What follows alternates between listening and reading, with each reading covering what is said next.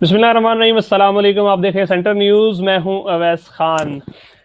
ख़वातीन और हज़रात, आज से एक डिस्कशन पैनल के उन्वान से एक नए प्रोग्राम का हम आगाज़ कर रहे हैं और इस प्रोग्राम में हम बहुत सारे टॉपिक्स जो हैं उन्हें डिस्कस करेंगे। बहुत सारे उन्वानात पे बात करेंगे, हालात हाज़िरा के हवाले से, मुल्की मामलात, मुल्की मईशत, मुल्की सियासत और जो दीगर मामलात हैं उस हवाले से हम लोग गुफ्तगू करेंगे। और सबसे ख़ास बात जो इस प्रोग्राम की रहेगी वो ये कि इस प्रोग्राम में हम आम आवाम को भी शामिल करेंगे। एक लिंक आपकी डिस्क्रिप्शन में दिया जा चुका है, अगर आप देखें उस लिंक पे जब आप क्लिक करेंगे तो आप मेरे साथ गुफ्तगू का हिस्सा बन सकते हैं और जो भी हमारे पास टॉपिक है गिवन उन पे जो है वो डिस्कशन हो सकती है। गाहे गाहे वो टॉपिक्स जो हैं वो चलते रहेंगे और उन पे आप जो है बात कर सकते हैं। डिस्क्रिप्शन में भी मैंने टॉपिक्स लिख दिए हैं ताकि आप उन टॉपिक्स के पर बात भी कर सकें, अपने ख्यालात का इजहार कर सकें। सेंटर न्यूज़ ये एक प्रोग्राम का नया सिलसिला जो शुरू कर रहा है उसकी ही एक कड़ी है और इस हवाले से दीगर प्रोग्राम्स भी आपके साथ के सामने हम लोग पेश करते रहेंगे।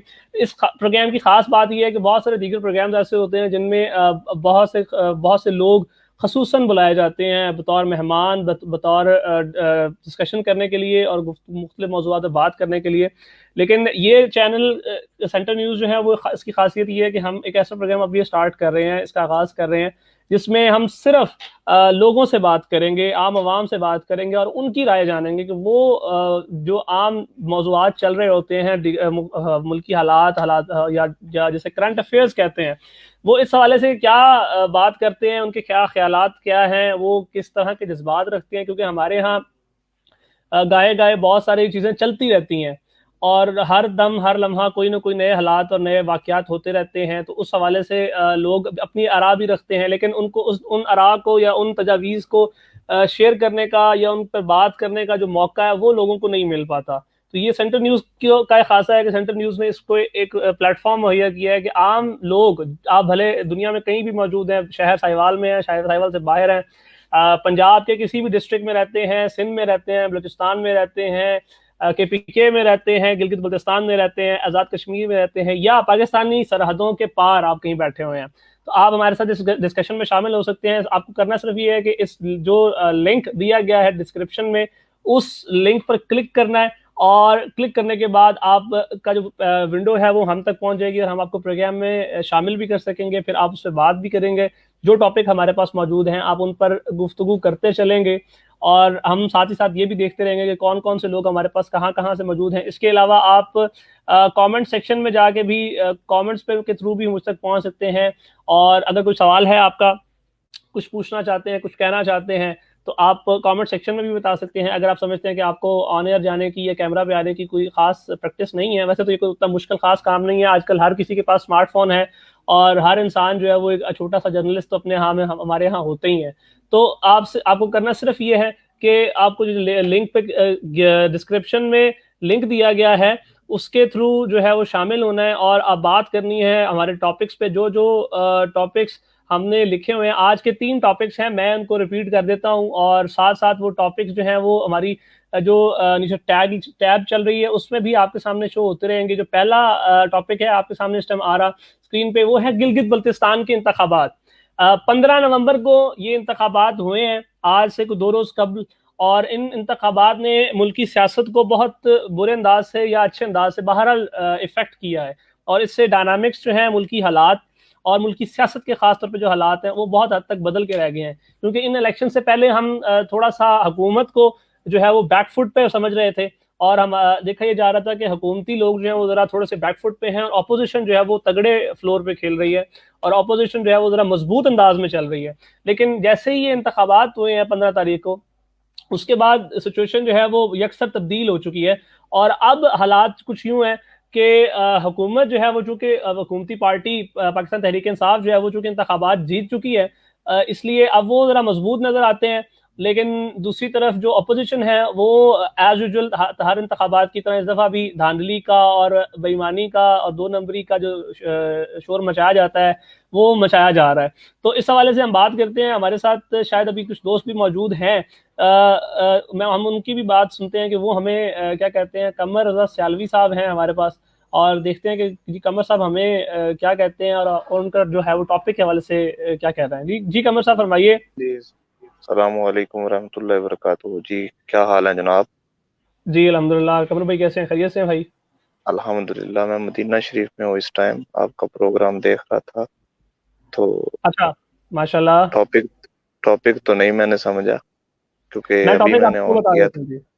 मैं बता जी देता जी। हूँ, डिस्क्रिप्शन में भी लिखा हुआ है कमर भाई। 3 टॉपिक्स हैं आज के। पहला है गिलगित बल्तिस्तान का इलेक्शन, तो हम पहले इस पे बात करते हैं। आपने जो अगर देखे हो गिलगित बल्तिस्तान के इंतखाबात को खबरों वगैरह में सुना होगा, तो जी how ji. Do you see ये जो इंतखाबात हुए हैं, ये सबसे पहले तो हम जी, इनकी जो प्योरिफिकेशन है उस पर बात कर लेते हैं कि आपके ख्याल में क्या ये फेयर इलेक्शन थे या इनमें भी धांधली हुई है? सुनने में तो दो ही बातें आती हैं, धांधली के भी सुनने में आ रही है बात। और जो उनकी हुकूमत है वो कहती है फेयर इलेक्शन हुए हैं, जैसे कि इलेक्शन कमीशन और अदर अदर जो है मामला। वो ये सूरत हाल है। अब बेहतर तो अल्लाह ही जानता है। सही। नहीं तो आपको बीइंग ए पाकिस्तानी, एक आम शहरी की हैसियत से, आप देखो जैसा लोग फॉलो भी करते हैं इलेक्शंस को, देखते भी हैं, व्हाट डू यू थिंक कमर भाई कि किस तरह से है ये इंतखा, आपके ख्याल में ये रिग्ड इलेक्शन थे, धांधली ज़दा है, या आप समझते हैं कि नहीं ये साफ इंतखाबात हुए हैं, ये यही नतीजा आना था? नहीं, इसमें कोई बता नहीं सकता मैं, आपकी नामालूम सा। जी जी। जी जी। राय दे नहीं सकता इस पे कोई। अच्छा, अल्लाह ही यानी बेहतर कि जानता है, मैं राय दे के फंस जाऊंगा, फायदा नहीं है। नहीं, खैर इसमें फंसने वाला तो खैर कोई मामला नहीं है, आप एक नहीं, सेफ प्लेटफॉर्म मतलब पे एक हैं। चीज का आइडिया नहीं है ना, जी जी जी। ये चीज। ठीक है। अच्छा, अब मैं इसको जरा इस तस्वीर को जरा दूसरे रुख से देखता हूँ। आप क्या प्रोडिक्ट कर रहे थे? 15 नवंबर से पीछे चले जाते हैं, 14 नवंबर है, आप क्या समझ रहे थे इंतखाबात से एक दो रोज पहले कि कौन सी पार्टी जो है उसका पलड़ा भारी भारी है? क्योंकि मरकज में हम देखते हैं कि पाकिस्तान तहरीक इंसाफ की हुकूमत है, और सूबा सिंध जो है वहाँ पाकिस्तान पीपल्स पार्टी की हुकूमत है, लेकिन जो तीसरी बड़ी जमात इन इंतखाबात में, पाकिस्तान मुस्लिम लीग नवाज, वो चूंकि इस वक्त पूरे पाकिस्तान में कहीं भी हुकूमत का हिस्सा नहीं है। बहरहाल अपोजिशन वो बहुत तगड़ी कर रहे हैं, लेकिन किसी हुकूमती इत्तेहाद का या किसी सूबे में हुकूमत नहीं है। तो आप क्या जी समझते हैं कि ये जो आप क्या समझ रहे थे एक दिन पहले कि ये आपके ख्याल में कौन सी पार्टी जो है वो स्ट्रांग थी इंतखाबात से एक दिन पहले तक, और रिजल्ट जो है वो उसी तरह से आया? ज्यादा जो नजर आ रहा था ना, वो आजाद उम्मीदवार नजर आ रहे थे। जो सुनने में आ रहा था कि आजाद उम्मीदवार बहुत मतलब स्ट्रॉन्ग है। इसके अलावा सही। पीपी भी है, और ज़ाहिर बात है तरीके इंसाफ तो हुकूमत में है, तो वो तो फिर वैसे भी होती है, ऐसा सिस्टम चलता सही। अच्छा, ये बताएं कमर भाई, एक बड़ी आम सी बात हमारे यहाँ कही जाती है कि कोई भी सूबाई इलेक्शन हो या कोई बाई इलेक्शन हो, ज़िमनी का इंतखाब हो, तो उसमें कहा जाता है कि जो भी पार्टी हुकूमत में होती है वही जीतती है। इसकी क्या वजह है? है। इसकी वजह तो ये कहा जा सकता है भी उसके मतलब उसके लगाए हुए लोग होते हैं, ये सारे मामलात इस वजह से ज्यादा उसको चांसेस ज्यादा होते हैं उसके सही। दूसरों की निस्बत, क्योंकि उनको सपोर्ट नहीं होती ना इतनी इदारों की। यानी ये वजह। हुकूमती मशीनरी आप समझते हैं कि खुल्लम खुला इस्तेमाल होती है हमारे यहाँ इंतखाबात में? हाँ। हाँ जी। तो फिर हम इन्हें इंतखाबात क्यों कहते हैं? क्योंकि इंतखाबात का मतलब तो ये होता है कि आम आवाम फैसला करें, आम लोग जो हैं वो वोट डालें। तो अगर होना हुकूमती तो मशीनरी चाहिए। की इस्तेमाल होनी है, तो ये इंतखाबात क्यों कहा जाता है इन्हें? हमारा इतना पैसा और वक्त क्यों लगाया जाता है इन चीज़ों पे? जी जी, होना तो आज़ाद आज़ाद इलेक्शन ही चाहिए, ज़्यादा तो अच्छा यही है। लेकिन फिर भी हमारे मुल्क की एक तरीक़ाकार ऐसा है, इस वजह से फिर मामलात होते हैं, इश्यूज, सही। इस वजह से वो सेटल डाउन नहीं होते ना। सही। हुकूमत अपनी, वो जो उनके लगाए हुए लोग हैं वो तो ज़ाहिर बात है उनको बेनिफिट पहुंचाना चाहते हैं। हम्म। ये वजह है। कुछ सही। पुरानी सियासत थी कि हमारे जो बड़े थे वो उनके साथ ही हम मिल के चलते थे, वो जहाँ कहते थे वैसे चलते थे। अब काफी बेहतर है पहले से, हम्म। लेकिन कुछ चीजें वो पुरानी भी हैं, कुछ नई भी ऐड है। ठीक। ये चीज। अच्छा, आज का जो दूसरा टॉपिक है वो है हमारा कि पीडीएम का मुस्तकबिल। तो हम जरा इस पे बात कर लेते हैं आपसे। आप जरा बड़ा जो है वो वाइटल एक ओपिनियन रखते हैं अपना सियासत के हवाले से भी। तो ये जो पीडीएम, पाकिस्तान डेमोक्रेटिक मूवमेंट है, इसमें 11 सियासी जमातें बड़ी शामिल हैं। इसका मुस्तकबिल आप किस तरह से देखते हैं? खासकर अब ये जो इलेक्शन गिलगित बल्तिस्तान के हो चुके हैं, इसके बाद आपके ख्याल में किसका फ्यूचर है? नहीं नहीं, इसका कोई फ्यूचर नहीं है, ये तो फ्रॉड का एक तरीकेकार है। वो तो अपनी सियासत को बचाने के लिए एक गेम खेलते हैं। जब सियासत का इलेक्शन दोबारा आएगा तो वो इकट्ठे क्यों नहीं लड़ते फिर इलेक्शन? सही। इकट्ठे नहीं लड़ते, अलग लड़ बाद में अलग हो जाएंगे। अपना सिर्फ मफाद निकाल रहे हैं। जब मफाद पूरा हम्म। हो जाएगा तो सब फिर अलग हो जाएंगे, हर कोई यानी कि अपनी सियासत को आपका बचाने के लिए। आपका सवाल ये है कि ये अगर इतना ही मजबूत इत्तेहाद है तो ये सिर्फ इत्तेहाद जो है वो अपोजिशन करने के लिए क्यों है, इंतखाबात लड़ने के लिए क्यों नहीं है? जी जी बिल्कुल ऐसे ही। क्योंकि हमने गिलगित बल्तिस्तान के इंतखाबात में भी देखा है कि सारी जमातों ने अपने अलग अलग उम्मीदवार खड़े किए हुए थे। जी जी पीपल्स ऐसे ही। पार्टी और मुस्लिम लीग नून, जो कि बड़ी दो जमातें हैं पीडीएम में, दोनों ने कहीं पे जी भी सीट एडजस्टमेंट नहीं की। अपने अपने जी जी अलग अलग उम्मीदवार उन्होंने खड़े किए और उन्हीं पे उन्होंने इंतखाबात लड़े। तो आपके ख्याल में जी जी पीडीएम का जो खास मुस्तकबिल आप नहीं देखते? नहीं देखते।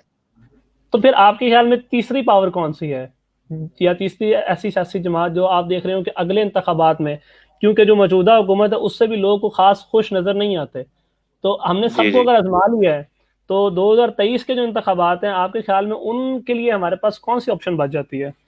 उनके लिए सबसे बेस्ट ऑप्शन है तरीके लब्बैक पाकिस्तान। जिनका आजकल धरना भी जारी है। नहीं जी, खत्म हो चुका धरना, तो वो तो हो चुका, लेकिन बहुत हक का धरना था माशाल्लाह। जी जी। और इस तरह तो इसका तमाम मुसलमानों को सपोर्ट करना चाहिए, हम्म। क्योंकि फ्रांस ने जो हरकत की है वो नाकाबिले बर्दाश्त है। इंसान सही। के कोई वालदैन, वालदा या किसी रिश्तेदार को अगर कोई मतलब उसके खिलाफ या तौहीन उसकी करे तो वो नाकाबिले हम्म। बर्दाश्त है। तो ये तो फिर हमारे तमाम उम्मत के आका और मौला हैं। तो बिल्कुल। ये तो तौहीन कभी मतलब काबिल बर्दाश्त होनी ही नहीं चाहिए। इसके लिए तो हमारी जान भी कुर्बान होनी चाहिए। बिल्कुल दुरुस्त बात है। हाँ, धरना जो ये है वो चीज। कल गुज़श्ता शब जो है वो एक मुआहदे के नतीजे में ख़त्म हो चुका हुआ है, लोग अपने घरों को जा चुके हैं। जी जी लेकिन जो तरीके लब्बैक है इसके सियासी मुस्तकबिल ज़रा बात करते हैं, बिकॉज़ आपने खुद नाम लिया कि तरीके लब्बैक जो है वो ऑप्शन है। तो हम ये देखते जी हैं कि सियासी इंतखाबात, जब आम इंतखाबात होते हैं तो हम जो ओवरऑल पूरे पाकिस्तान में जो कैंडिडेट्स खड़े किए जाते हैं, उम्मीदवार जी खड़े किए जाते हैं इलेक्शन लड़ने जी के लिए, वो जी जी मुकम्मल नहीं होते इनके पास। यानी कि उम्मीदवारों की उतनी तादाद नहीं है जो कि आम सिंपल मेजोरिटी के लिए कम अज़ कम चाहिए हो, और हुकूमत बनाने के लिए जो जो तादाद, मतलूबा जी तादाद है, वो नहीं होती। तो उस सूरत हाल में एक उसकी जमात जो वजह। कि इतनी अक्सरियत ही नहीं रखती, तो उससे हम कैसे एक्सपेक्ट जी करेंगे कि वो हुकूमत भी बनाएगी और फिर वो हुकूमत भाईजान। चला भी पाएगी? जी जी। अभी जो पिछले इलेक्शन 2018 के हुए हैं उसमें अल्हम्दुलिल्लाह पाकिस्तान की तीसरी बड़ी जमात तरीके लब्बैक पाकिस्तान थी, जिसको आपको धांधली शुदा इलेक्शन की वजह से तीसरा नंबर मिला है, जो कि एक अच्छा। 6 महीनों के अरसे में हम्म। 2018 के इलेक्शन से 6 महीने पहले बनी थी। ठीक है। सही। और वो मतलब इतनी उसने मतलब 28 लाख राउंड अबाउट कमोबेश वोट हासिल किए हैं। ठीक है, हम्म। वो भी वो हैं जो उसको मिले हैं। वैसे अगर ठीक उसके है। पूरे वोट देखे जाएं तो उसमें काफी फर्क आ सकता है। ये सही। वजह। तो यानी कि आपके ख्याल में उसमें कि उनके साथ उसकी। भी धांधली हुई जी है? जी। अगर उसमें हमारी लिबरलेशन जो है ना, लिबरलिजेशन जो है वो अगर ना हम्म। हो तो अल्लाह की मेहरबानी से वो बहुत कामयाब हो सकती है, उसमें लोग आ सकते हैं। सर लोग अपने मफाद को देखते हैं, लोग देखते हैं बड़ी जमात है इसमें, अगर 1 करोड़ लगा भी दूंगा तो मुझे, मैं जब मतलब इलेक्शन के बाद आऊंगा तो मैं जी उससे जी। 5 करोड़ का ले लूंगा, क्या मसला है? ये वजह है ओके। सबसे बड़ी। हाँ ये हकीकत की बातें हैं, लेकिन इस पे कोई असल आता नहीं ना। कोई भी हो वो हमारे मुल्क के कोई भी सियासतदान हो, ये सारे मफाद के लिए लड़ते हैं। कोई दीन की खिदमत के लिए, कोई हक के लिए लड़े तो फिर तो मजा है, लेकिन ये सारे सही। अपने मफाद के लिए बात करते ठीक है। कमल भाई हमारे साथ ही रहिएगा। अभी मोहम्मद अकमल ने हमें ज्वाइन किया है लाहौर से, मेरे बड़े प्यारे दोस्त हैं और मुल्की हालात पे बड़ी गहरी नज़र रखते हैं। खुशामदीद अकमल। वालेकुम सलाम, सलाम अलैकुम जनाब। बल्कि बहुत शुक्रिया, और आपको बड़ी बड़ी मुबारक है, आपने ये सिलसिला शुरू किया है। सर नवाजिश, दुआएं आपकी। सर अल्लाह आपकी पाक मौजूदगी का आपको। फ़ायदा, जी जी, आपकी मौजूदगी का जी मैं। फ़ायदा उठा के मैं स्टार्ट में ही आप पे ताबड़तोड़ हमले करने की जो है ना वो ख्वाहिश लिए बैठा था। तो सबसे पहले ये हम ये ये तो वैसे ही आप आदत से मजबूर हैं फिर। सर बतौर जर्नलिस्ट और बतौर मीडिया पर्सन हमारा काम ही ये है कि हम सवाल उठाएं, क्योंकि बिल्कुल जो जी, अल्लाह सवाल आपके काम उठाए में जाते हैं, बरकत दे। क्योंकि सवाल जज़ाकल्लाह, सवाल जब उठाए जाते हैं तभी उनके जवाबात होते हैं। बिकॉज बहुत से लोगों के जहनों में सवालात होते हैं लेकिन वो कहते नहीं हैं। लेकिन कोई एक भी शख्स अगर कह देता है और उसका जवाब आ जाता है तो बहुत सारे जो जहन है उनकी तसल्ली और तशफ़ी हो जाती है। बिल्कुल ऐसा ही है जनाब, ये बल्कि आज के दौर में तो सवाल करना खाकसार की नज़र में तो जहाद की सूरत इख्तियार कर गया है। क्योंकि मुश्किल बहुत हो गया इसलिए शायद। मुश्किल, जी जी जनाब, मुश्किल बहुत हो चुका है। अच्छा, चले टॉपिक्स पे आते हैं जी। सबसे पहला टॉपिक है हमारा गिलगित बल्तिस्तान के इंतखाबात, 2 रोज कबल हुए अच्छा हैं। तो जी। हम उस पर ही बात कर रहे थे। तो सर ये बताएं सबसे पहले कि how do you see these elections के, आपके ख्याल में वन लाइनर दीजिएगा, ये रिग्ड इलेक्शन थे या शफाफ इलेक्शन थे? अच्छा, अब वैसे जहां तक पाकिस्तान की तारीख और पाकिस्तान के इलेक्शंस का ताल्लुक है, तो पाकिस्तान का सियासी बयानिया तो हमेशा से ही रहा है कि पाकिस्तान का हर इलेक्शन 1970 के इलेक्शन के अलावा वो रिग्ड ही रहा है। सही। यहाँ पे ये देखने की जरूरत है कि रिग्ड का जो नारा है या इन इलेक्शंस के जाली होने का नारा है, वो किसकी जानिब से आ रहा है, ये बहुत हम्म, मैटर करता है। क्योंकि ठीक है। ये इलेक्शंस का दावा उन्हीं लोगों की तरफ से आ रहा है कि जो पिछले इलेक्शन से भी सेटिस्फाई नहीं है, हम्म। और ये अपने ही बयानियों को उसमें तकवीत बख्श रहे हैं। तो मेरा वन लाइनर इसमें यही है कि वो हाजरीन या वो नाजरीन के जो इस तरफ रुझान रखते हैं, बस ये देख हम्म। लें कि ये नारा ओरिजिनेट कहाँ से हो रहा है। और बाकी ये बड़ी एक खुशाइन बात थी कि आपने मुल्क के एक बहुत अहम हिस्से के अंदर से जमहूरियत लाने की कोशिश की, और हम्म। इसकी एक और कड़ी को आपने पाया तकमील पहुंचाया कि आपने इलेक्शन करवाए। एक लंबे अरसे के बाद वहां पे इस किस्म की कोई कार्रवाई हुई, ये तो बहुत खुशाइन बात है। सही। लेकिन तो आप इलेक्शन को रिग्ड क्या है कि साबित क्या किया जाना चाहता है, ये एक सवाल है। ठीक, यानी कि आप जो है वो तस्वीर के आगे का रुख देखने से पहले जो उसका पस मंज़र है, जो बैकग्राउंड है, उस पर ज़्यादा फोकस रखते हैं कि वहाँ ये जो नज़रिया या जो नारा लगाया जा रहा है ये आ कहाँ से रहा है। आप इसमें ज़्यादा इंटरेस्टेड है? जी, मैं इसमें ज्यादा इंटरेस्टेड हूँ कि उसकी वजह यह है कि जो अभी बिल्कुल करंट आपके मुल्क की जो सियासी उतार चढ़ाव है और जो सियासी सूरत हाल है, उसमें जी जी। जो एक पॉलिटिकल डिस्कोर्स दिया जाने की कोशिश की जा रही है, एक मुखातबा दिए जाने की कोशिश की जा रही है, उसके अंदर ये सारे पेश मंजर और पस मंजर, ये चीजें बड़ी जरूरी हैं उसके समझने के लिए। हम्म। तो अब मुस्तकबिल जो है वो क्या देखते हैं आप? लाइक अब जाहिर है अब इंतखाबात हो गए, जिन्होंने जीतना था जीत चुके, जिन्होंने हारना था वो धांधली के नारे लगा रहे हैं।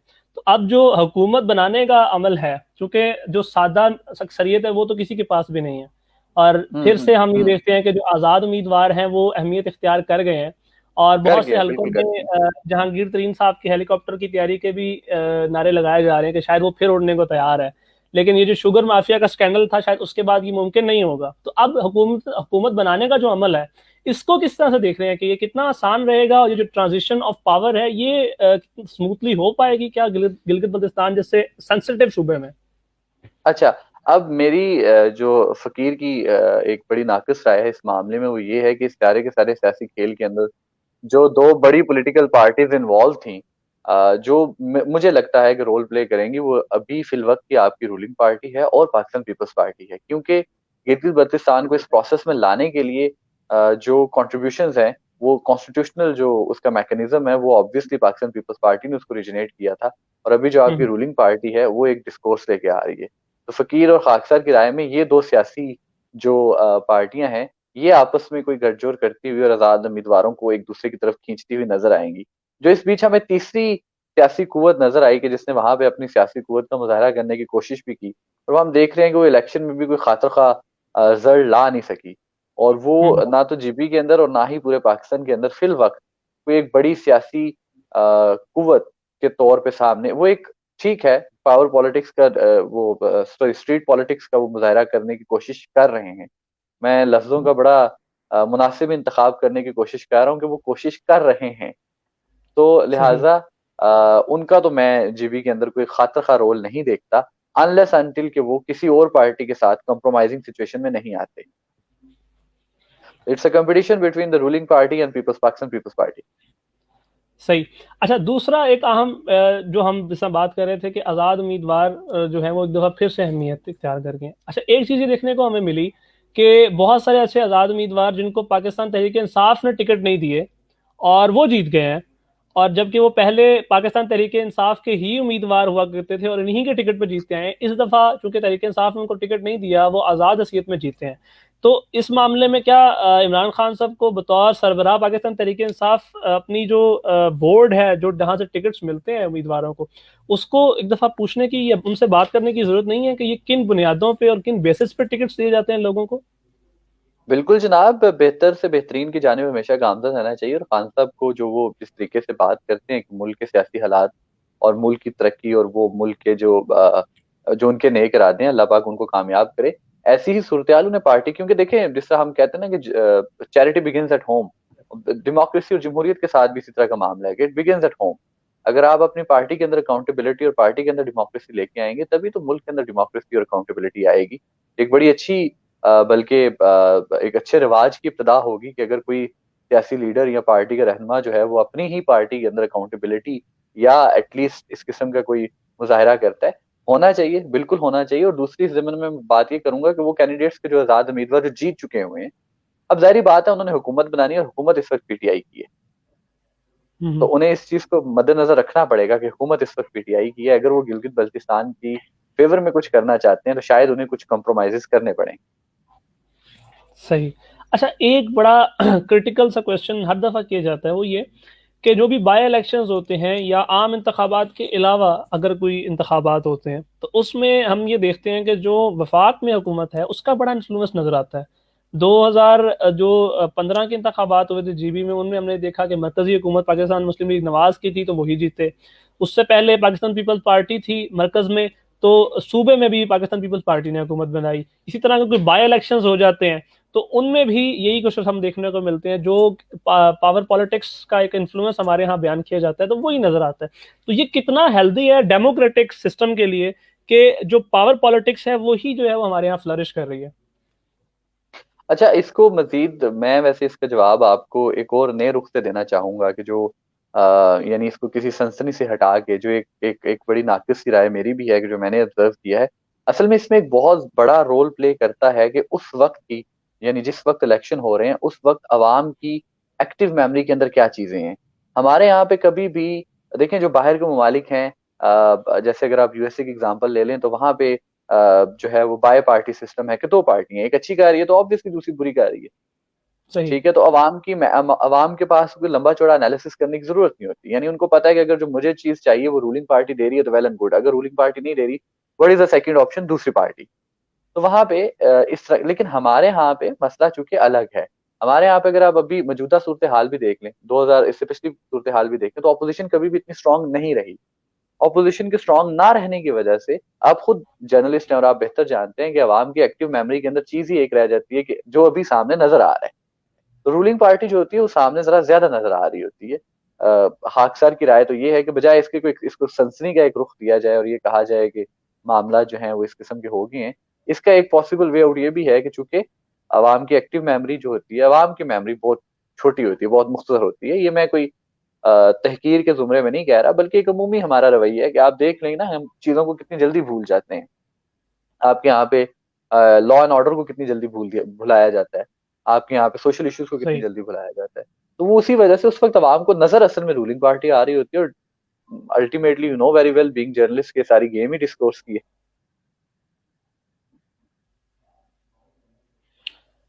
सही। अच्छा, आज का हमारा जो दूसरा टॉपिक है हम उसकी तरफ आते हैं। आपने बड़े अच्छे तरीके से जो है वो सम अप किया कि पूरा जो इलेक्शन जीबी का है उसको, उसके क्या जो कॉन्सिक्वेंसेस हैं और आगे फ्यूचर क्या है। अब हम चूंकि अब मूविंग फॉरवर्ड सिचुएशन है, इंतखाबात हो गए और उससे पहले जो एक हाइप बिल्ट की गई थी ख़ास तौर पे अपोजिशन की तरफ से, अब उस गुब्बारे में से भी हमें नज़र आ गया कि हवा अब निकल चुकी है। तो उससे कनेक्ट करते हुए मैं आपसे ये क्वेश्चन करना चाहूँगा कि अब जो ये इत्तेहाद हमारे सामने एक नज़र आ रहा है पाकिस्तान डेमोक्रेटिक मूवमेंट के नाम से, जिसमें कोई 11-12 के करीब जमातें हैं, और ज़ाहिर है बड़ी दो जमातें हैं, मुस्लिम लीग नवाज और पीपल्स पार्टी, और तीसरी अगर आप कह लें तो JUI फे है।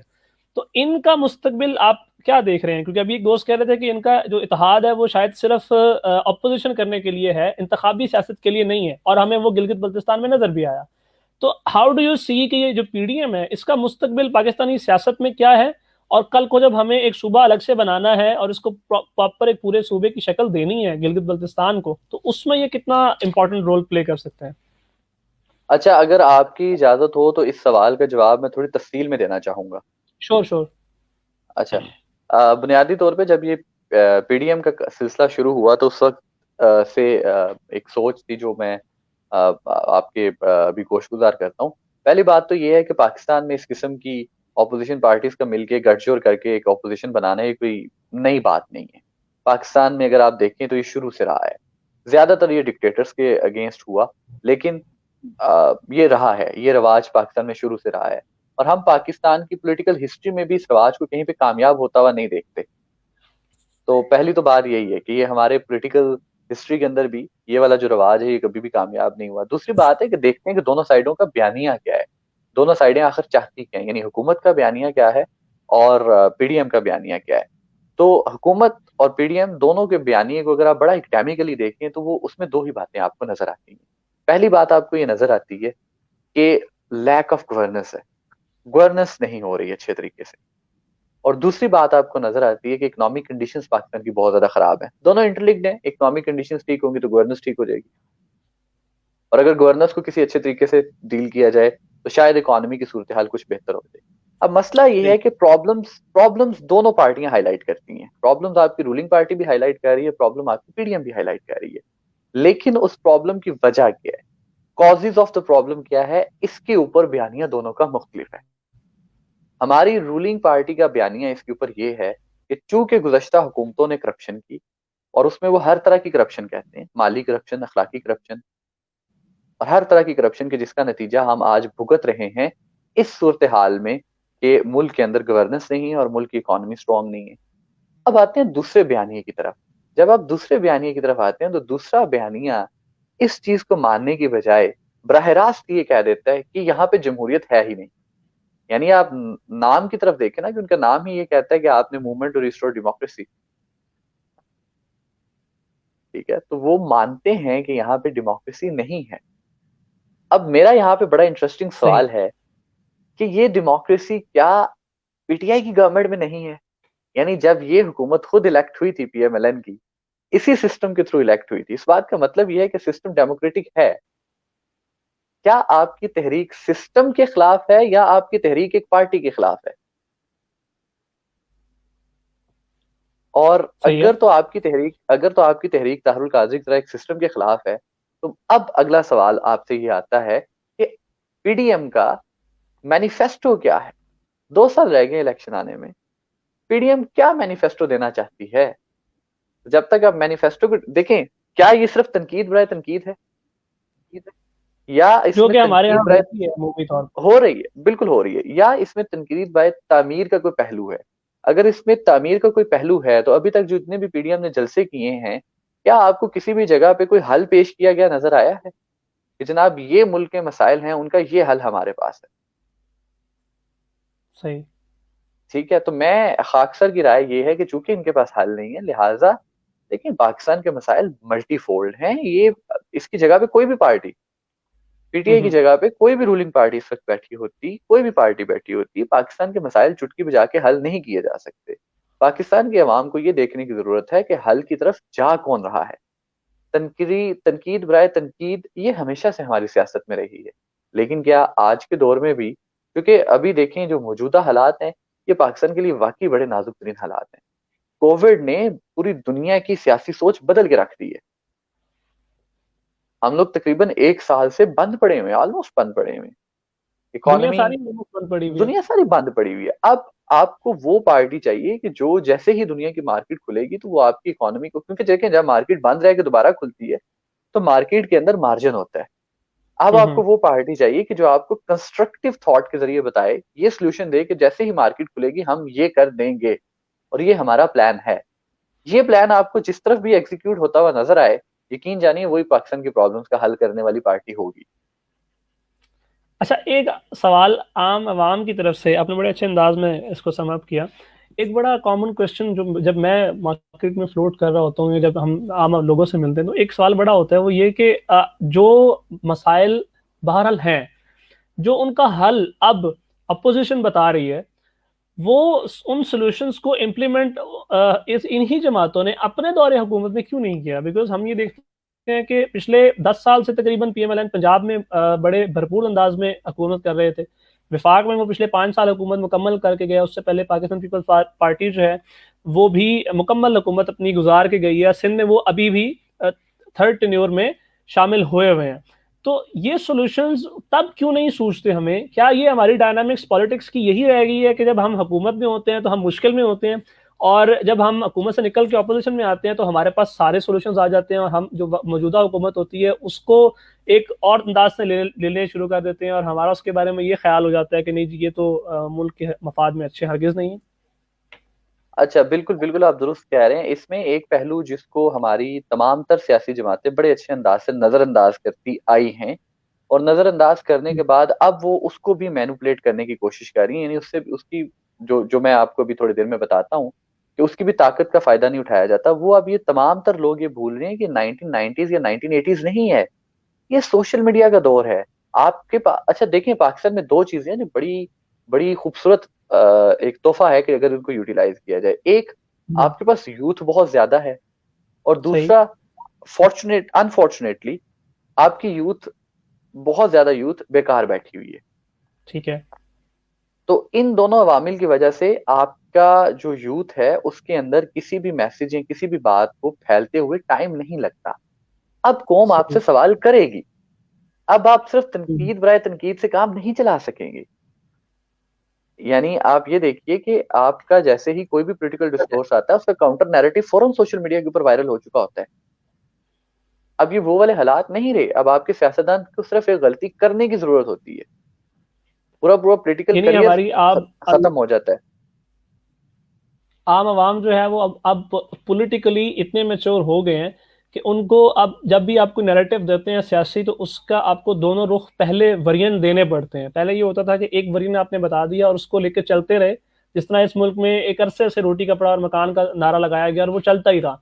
तो अब जो हमारी आवाम है वो पॉलिटिकली इतनी मेच्योर शायद हो चुकी है कि वो दोनों तरफ वेरिएंट जो है वो चाहते हैं। वो चाहते हैं कि दोनों तस्वीर के दोनों रुख दिखाएं, फिर आपकी तस्वीर जो है वो हम इसको एक्सेप्ट या रिजेक्ट करेंगे।